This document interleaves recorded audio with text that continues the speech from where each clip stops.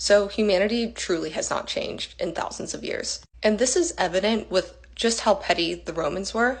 Basically, ghosting and crash outs were part of their daily repertoire. We can be grateful for this though. Because of one passive-aggressive letter, we learned a lot about what the Romans ate. This one letter came from Pliny the Younger. He wrote 368 letters that were preserved and published into 10 books. But one in particular is quite amusing. Basically, Pliny was throwing a dinner party and invited one of his friends, and his friend did not show up. To make matters worse, he actually went to a different dinner party.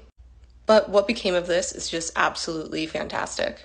And for now, I will read you the annotated version of this letter. You promised to come to dinner, and you never came.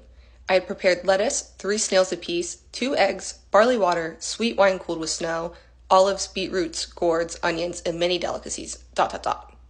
But you preferred to dine at some nobody's house, enjoying oysters, sea urchins, and dancers from Cadiz.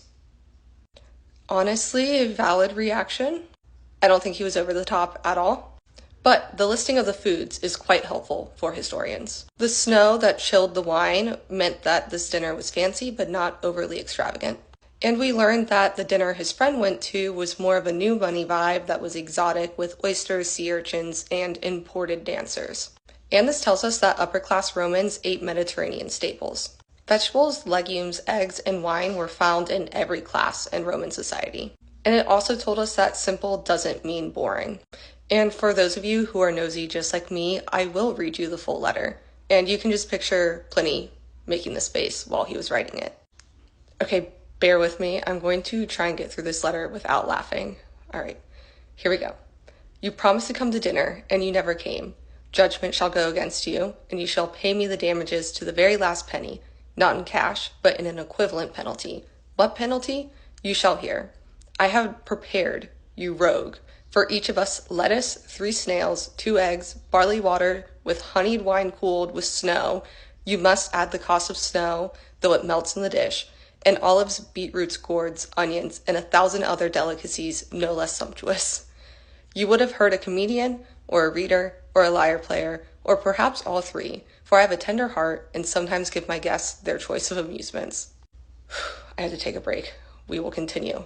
But you preferred to go and feast elsewhere, enjoying oysters, sow's bowels, sea urchins, and dancing girls from Cadiz. You will be punished for this, I tell you. I won't say how, but I'll punish you severely. You have acted rudely, you have been disloyal, you have despised, even dare I say, mocked me. You shall see, I will take my revenge. What's more, you will be the one to entreat me, and you will not prevail. Dinner with Pliny, I'll say. Ah, but I'm engaged elsewhere. And what fine fare will I be enjoying? Why, the very same simple dishes I had ready for you, for who could find anything better than simplicity and friendship? Yet you prefer to eat delicacies served in luxury, rather than modest fare shared in affection. Well then, enjoy your oysters. I will enjoy my lettuce, and, if you have any sense, you will wish you'd done the same.